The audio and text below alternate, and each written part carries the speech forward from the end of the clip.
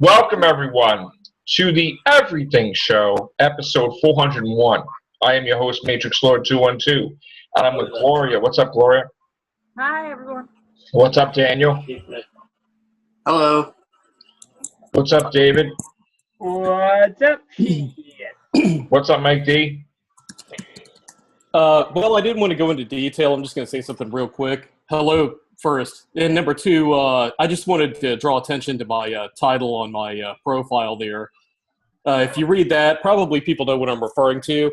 I just wanted to say, like I've always said, losers lose, and boy, oh boy, they have perfected the art of losing. But anyways, hello. Hi! What's up, Connor? I think to finish off Mike's statement, shit. Right. Okay, Gloria, director.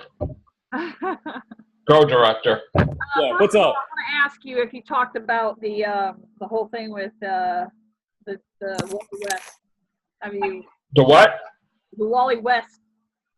No, go. Okay. All right. Here we go.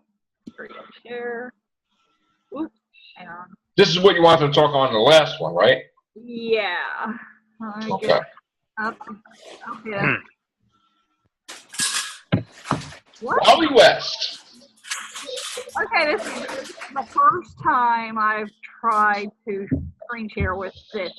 So let's hope that- Something's wrong, Gloria. Okay, Where's hang the screenshot? Oh, here we go. Okay. on. Okay, hang on. Let me make sure I got the right one. I can't see the stuff underneath. This is what's supposed to work out before you do the Zoom. Yeah. Off air. Okay, hang on. I can't move this thing. Okay, how do you move this? I don't know, Gloria. Like, you wanted to do the Zoom, man. What's Vuka Vuka Vika Virkin? What is that? Okay. All right, here we go. Wally West cast for season 2 of The Flash. How Nice. he gets that suit. I hope he better get that suit. That looks awesome. Yeah, it's awesome. Wally West, Yeah. he's African American? Hang on. Ah! No video, Gloria. You're going to kill me, Gloria. They won't strike you for that. In the New 52, they did change the ethnicity of the West family to the African American, and I guess Gloria, stop screen sharing. Okay, there. And Yeah, that's- that. and that's something they were following here. And it's not exactly a bad thing, especially because normally I was very angry with the fact that the West were going to be black when the Flash started, but seeing as how I enjoyed both Joe and Iris's characters, I really don't mind Wally. Now, Yeah. this Wally will obviously be from a different time period, whether it's from the future or another Earth entirely, like Okay. Jay Garrick. I believe he'll be from another time, from another Earth. This Yeah. Wally West. Okay. This is in the season with The Flash, or is this in Legends of Tomorrow? Flash. Flash season 2. Season 2, yeah. He will be a This series guy. Oh, sorry, David. Go on. He's gonna be a series regular. That was all I was gonna say. Yeah. Okay. Yeah. He's also on the Insurgent movie. So he's a really good actor. I mean, I think he'll be okay. I think he'll I mean, he looks like he could be related to the one who plays Iris. So I'm actually happy with that. I mean, because I like the Iris so much on the show. So I stepped away for a moment. I just wanted to say hello to Chris. I got two other What's up, things, Chris? but now I'm Ping pong afraid. stories. But I love that, and I'm actually hoping, David. Do you think that the show will go? And do you think in the future of this show they'll go as far as to the point when they get married and they have the twins? Oh, what, Barry and Iris? Yeah, I'm not a DC guy, Donald so I'm and like Dawn. in the dark. Go that far. I think, if anything, if we do that, it will only be to the wedding of Barry and Iris. That will probably. First time I'm like speechless because I have no idea what's going on with the DC universe. I'm just like, oh, yeah. No. Yeah. Okay, I got two more things. Good. Hopefully, I'm pretty sure this one won't have a problem with. Right. Because they don't have the ones that the other sites I know don't have the like the things that move and play music. On the show I'm excited about, Shadowhunters. Of course, the Shadowhunters. On Entertainment Weekly, they have a spread where they're showing photos from the filming, and they look awesome. I can't wait for the party at Magnus's loft and all that. It's going to be really exciting. Then there's another one. Hang on. Actually, that one I don't have up right now. Darn it all. Gloria, you're killing me, Gloria. You're killing me, Gloria. Wow. Gloria. This I have one. Shadow I don't know what is up Hunters, with what's these that websites. about? Is that about Slender Man? I don't know what's up with these sites lately. I mean, there's one more, but Why can't you screen share it in Google? I don't understand. I don't know. Stupid thing. Hang on. Oh, you're doing both Google and Zoom at the same time? Jacob said you're wonderful to me. I caught that down there. All right.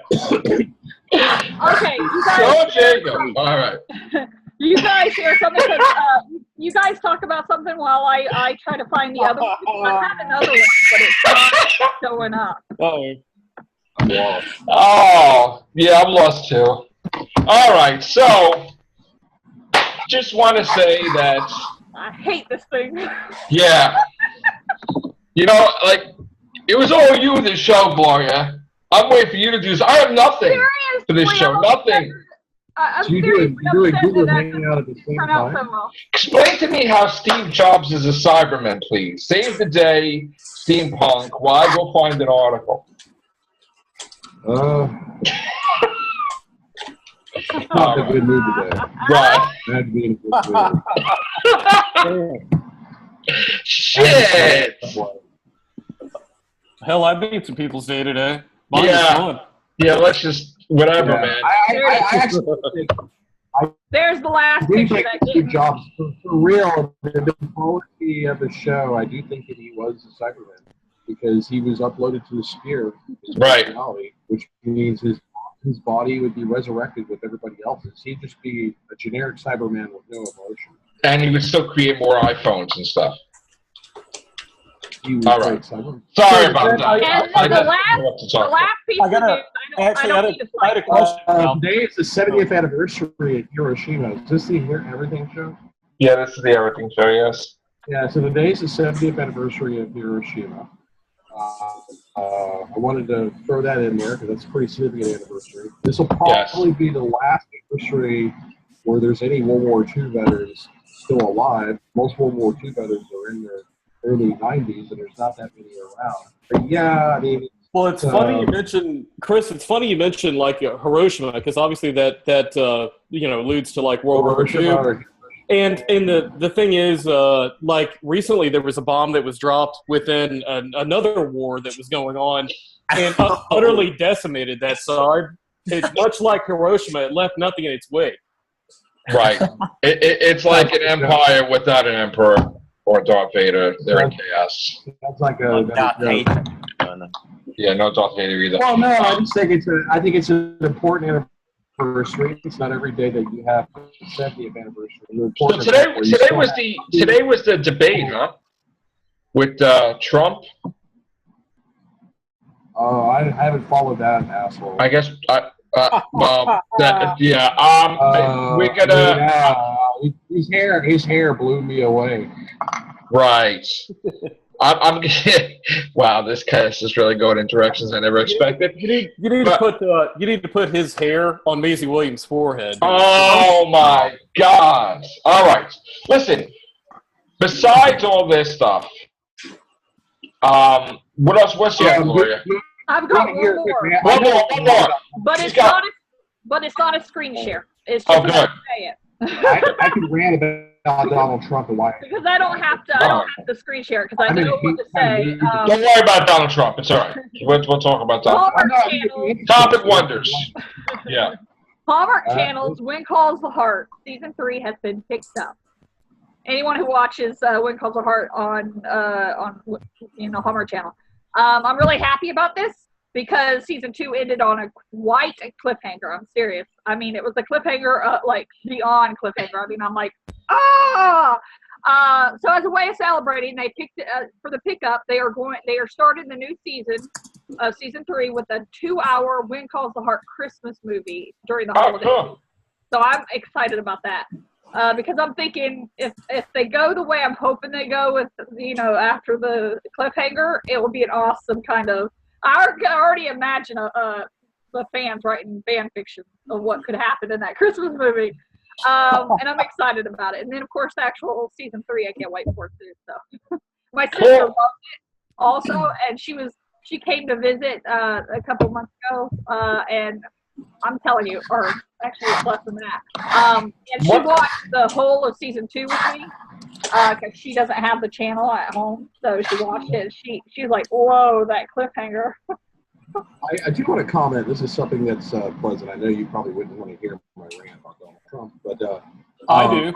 On my Steampunk Star Racing 2, I'm doing more personal vlogs of a more personal nature.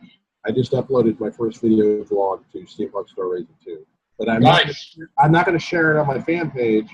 You have to subscribe and go to my Steampunk Star Racing 2 to see it. Okay, Steampunk Star Racing 2. I want to be the first. I'm going to be the first one to step forward and say that we need steampunk for president. Actually, yes, more so now than ever. President of chaos. It takes a lot of money, and it takes a lot. Yeah, I know. Politicians are chaos generators. YouTube president. You want to be? I would be good at it, but I don't have the social networks, and I don't have the money. Without the social networks, without the money. Daniel.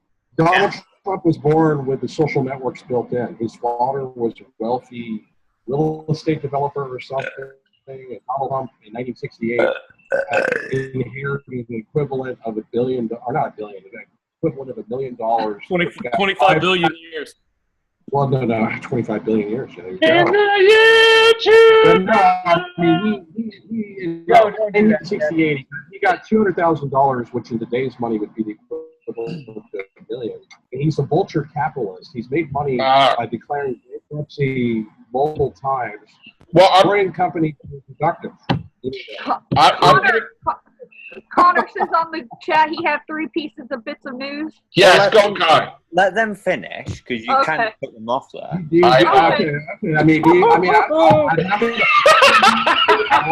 sign that I'm kind of bored. Okay, I won't use the steroids. Yeah, we don't want to talk about something topical like the presidency. We want to talk about Shadowhunters, for fuck's sake. Come on. Yeah, but Well, this this is is Topic anything show, Wonders. right? The everything show. I mean, Topic Wonders. That's This is more like anything show. It's my fault. It's my fault. It's my fault.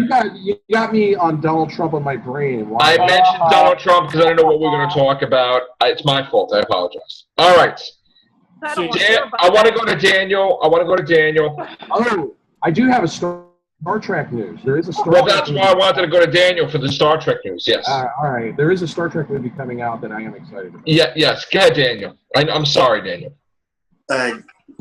Well, there isn't really any news. I just wanted to hear that thing I've been asking you to tell it.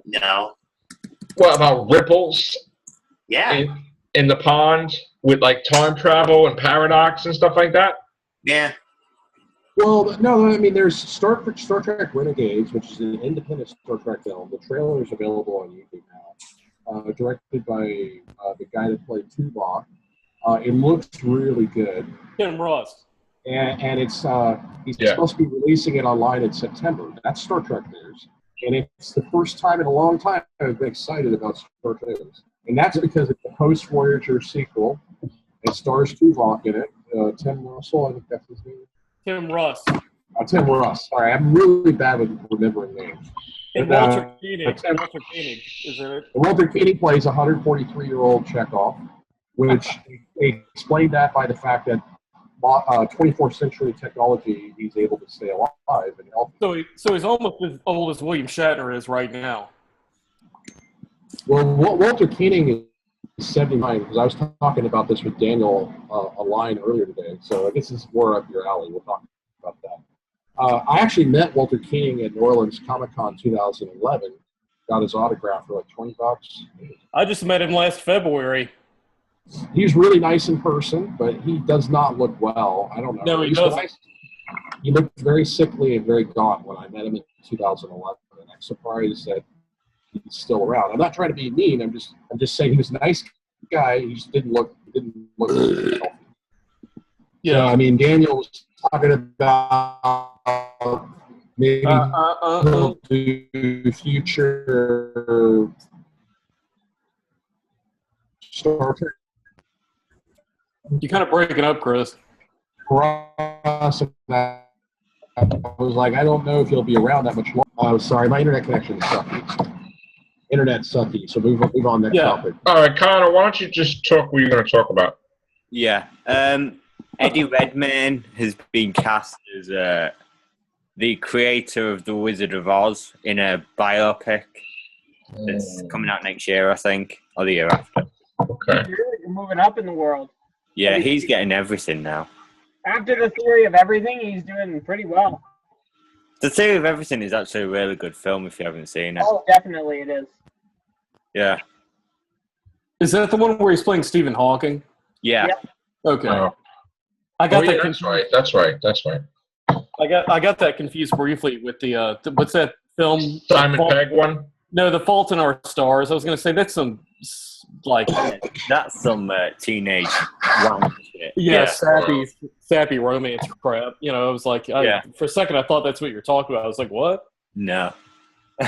My bad. Can you guys hear me okay now that I shut the video off? Yeah. Okay, so unfortunately I'm going to have to shut my video stream off and just leave the mic on. But if the ice machine sounds too noisy, let me know. I can mute myself from time to time. I think you're getting interference from Maisie Williams' forehead. Oh, stop it. Come on. Give her a break. She is a pretty girl. She looks like... Listen. That's enough with the... I think we can all agree she will never, ever, ever, ever come on this show. Yes, I agree with that. Well, I mean, we don't have celebrities on here anyway, do we? Well, maybe you're a celebrity, Chris. yeah, you're a celebrity. I'm not a celebrity. You are on the pilot of some Inc. thing, right? That you said? Well, I did direct a TV pilot, and I've directed a couple of independent films, but just being a director doesn't make me... Right. Daniel, I do apologize, Daniel, because I know that you really want to talk about I'd like to be a celebrity, because if I were a celebrity, then I could make... Let's hear about Star Trek. I want to hear what Daniel's got to report here. I got nothing to report. There's nothing new. You wanted to go into a deep discussion about my perception of time travel with Star Trek. Let's talk about that. Yeah. Timelines. All right. What I meant was you want to go back to the Search for Spock thing that we were talking about? Yeah, I guess. Yeah. Okay. The reason why they can't visit Search for Spock, okay, is because if they visited that, we're talking about the altered universe with Kirk and Spock and that whole Enterprise, that would prevent their own existence in that universe just by encountering them. Because things would unfold differently, okay? Maybe the Enterprise wouldn't get blown up. Maybe this would happen. Maybe that would happen. Spock would not end up in the future using that red matter or whatever that thing is to travel back in time in the first place.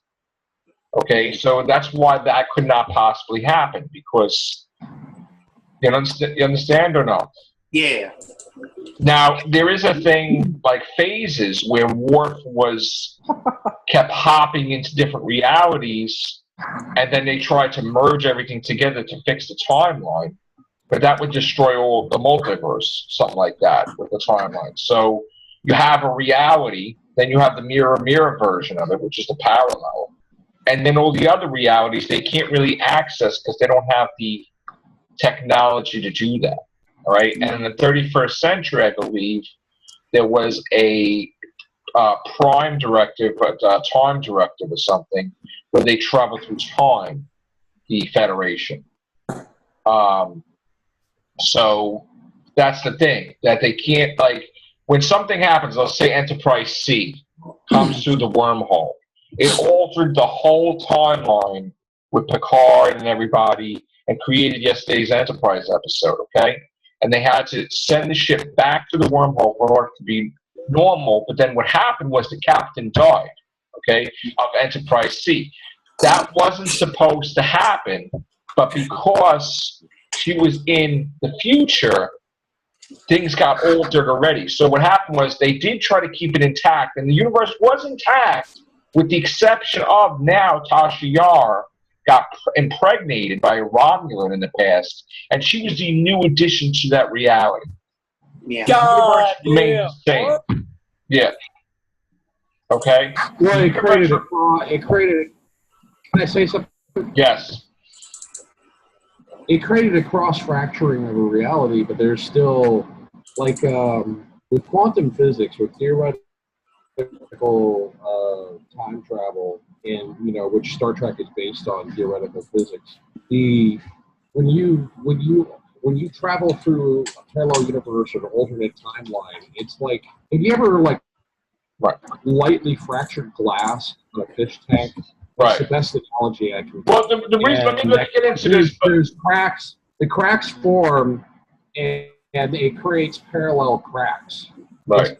So it doesn't erase any universe. It just creates. Well, see, what happened was they were all supposed to die, the Enterprise C in the past. So we really don't know if the captain died on the ship or in the future anyway. So that's why it didn't really alter the timeline, because she died anyway. She was in the ship dead anyway, just a dead body. Yeah. And Tasha Yar was in there. So it didn't alter the timeline at all.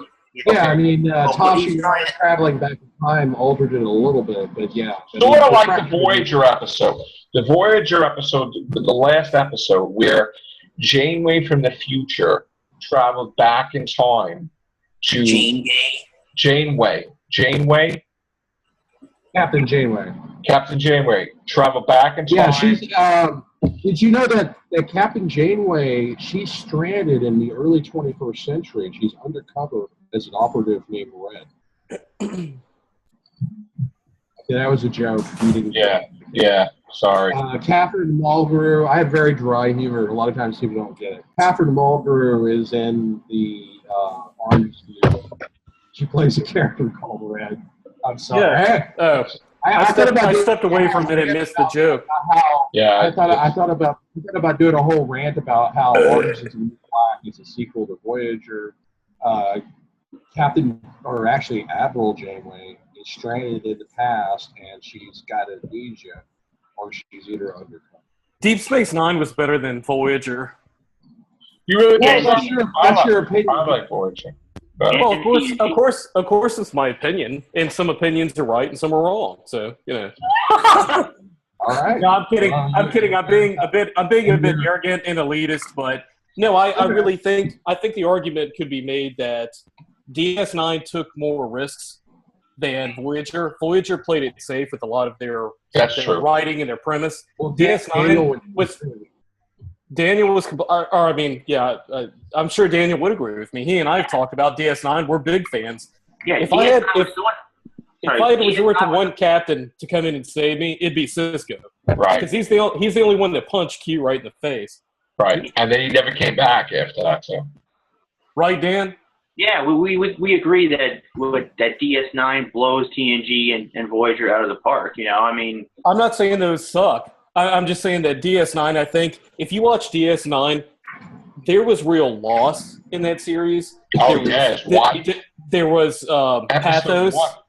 There was pathos in there. There were real characters in that.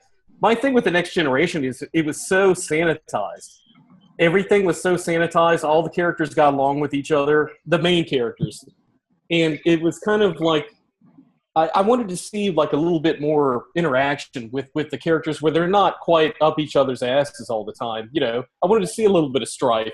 And I like the main Cardassian guy, how he quite, you didn't know if he was like, whose side he was playing on. And he started out as a character on Next Generation before Deep Space Nine. Yeah, that was Garak, right, or something? Yeah. Okay, and then you had like Gul Dukat, and you had Wynn. You had all these great characters. Every minor character was excellent. Yeah, and they were not throwaway characters. I mean, I got to tell you, I think Deep Space Nine ages better than Voyager does. The more the years go by, I think DS9 is more of an epic series than Voyager. Well, Sarah Silverman had one of her early acting roles on Voyager. She was in a 2-part episode.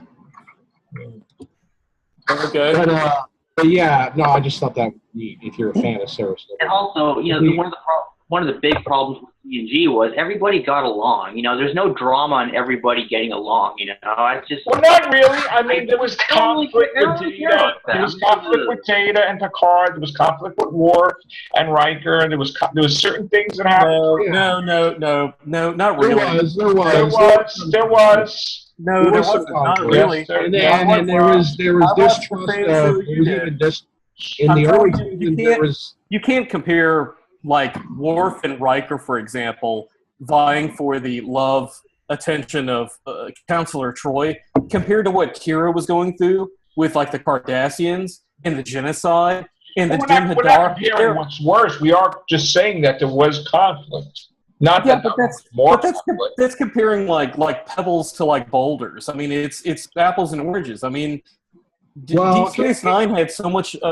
It had so much like dark character development about a lot of characters. I mean, it was great to see like Miles O'Brien and Dr. Bashir. Like, how about that episode when he gets put on trial by the Cardassians, and he gets tortured? Miles O'Brien. Or Miles, yeah. I haven't seen it.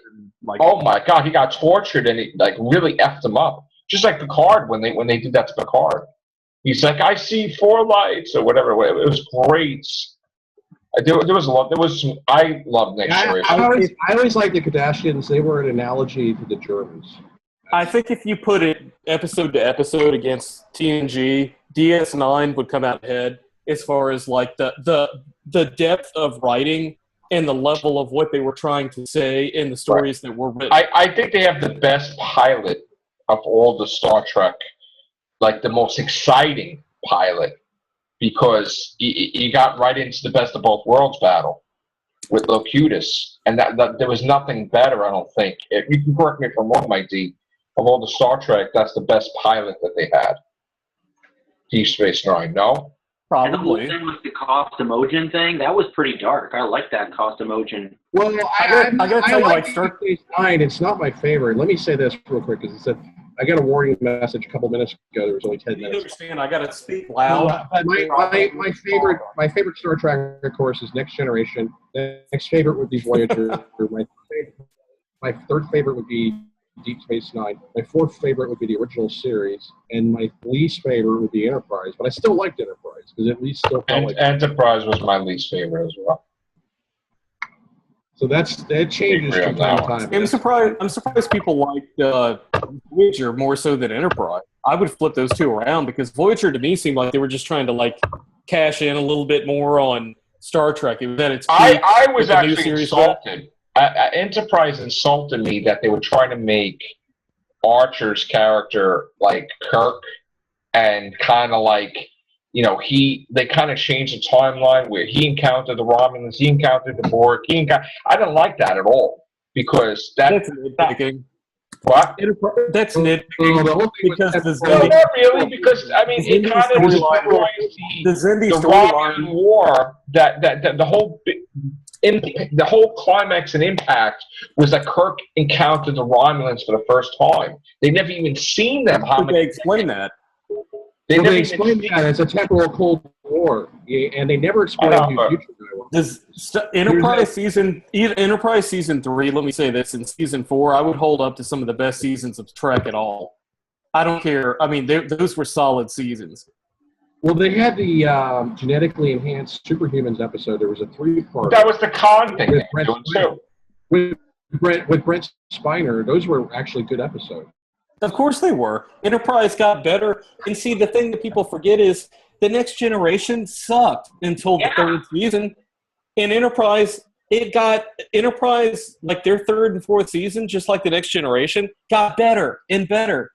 The problem was they had it on a network that did not cater to that particular sort of demographic by and large. I mean, you have to admit that. The UPN network, it was all like, you know, like rip-offs of like the show Martin, and it's all these Did you like the final episode of Enterprise? I thought that was crap. I think that the way that they kind of shoehorned in Trip being dead was a little bit of a disrespect to that character. Yeah. But that one thing does not mean that whole season sucked or the whole series sucked. Right.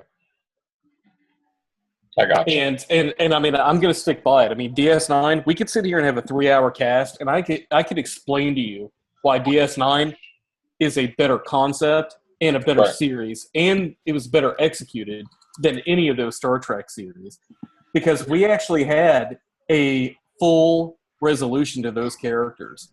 And DS9, by the time I got done watching it, I actually felt something that I never felt with the other series, which is I actually felt emotion, like I was going to miss these characters because. Right. Well, Odo, he melded with the Great Link. He's happy. Kieran Nerys was. I mean, everybody got resolved. Like all their storylines were completely resolved. Like like total finality of the whole thing. Captain Sisko was kind of left hanging. He was coming back. He contacted his new wife. He was coming back. She was pregnant. Yeah, but that last shot was like so poignant where you've got Jake and you've got Kira looking out of the window, and then you have that pullback that lasts forever over the credits. And I mean, I got to tell you, DS9, it's kind of like the great disrespected series with the, like. And I got to tell you, like, as the years go by, this is going to really be a case where people are going to look upon that series and go, this was, like, really one of the best. Yeah. Well, fair enough. And I'm not saying, like, Next Generation's crap at all. I mean, I grew up loving it like everybody. Well, I agree with you. Up until Best of Both Worlds, it was like, first of all, Skin of Evil was like the original Star Trek episode where Spock and him encountered that creature thing that was almost like the same thing. Yeah, I want to put up. Look, I mean, people will want to the reason why hold on, Chris, I was talking. Hold on a minute. Fuck. All right, I'll speak. Go ahead. The thing with Picard, I think that Sisko actually commanded the screen as a captain more so than Picard did to me. Because when I was watching some of those episodes where, like the one where Sisko, he like comes to and he's like this writer for this like sci-fi magazine, and the episode where like he keeps hopping in and out of time and coming throughout Jake's life, and those episodes, I'd put those up against any of the best episodes of Next Generation. Well, there were some really good Deep Space Nine episodes. I know which episode you were talking about, where Jake Sisko's son. It's like The Visitor, I think is what it's called. Yeah, that was a really good episode. It was very emotional. That's one of the. Yeah, it was. It really was. One of the few episodes that I saw of Deep Space Nine that gave me tears to my eyes when I saw it. It was just so sad how he had sacrificed his whole life trying to find his father. Yeah, and the Jim Hadar, the whole storyline with that, where they went to war, I thought that was great to see like some actual strife going on within the Federation, where there was violence, there's chaos. And there's less than a minute left, so I'm going to tap out here.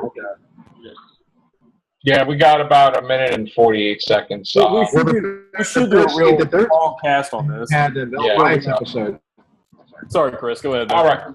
The third season had the Bell Riots episodes, which were really good. It was a two-parter where they traveled back in time to the early 21st century, and the homeless problem in America becomes so large that they've created sanctuary districts. And the original guy who was supposed to do the Bell Riots ends up dying because of the old. Chris, I don't want to cut you off, but we got less than a minute. I'm gonna have to go. I apologize. But those were some of my favorite Star Trek episodes. They're great, yeah.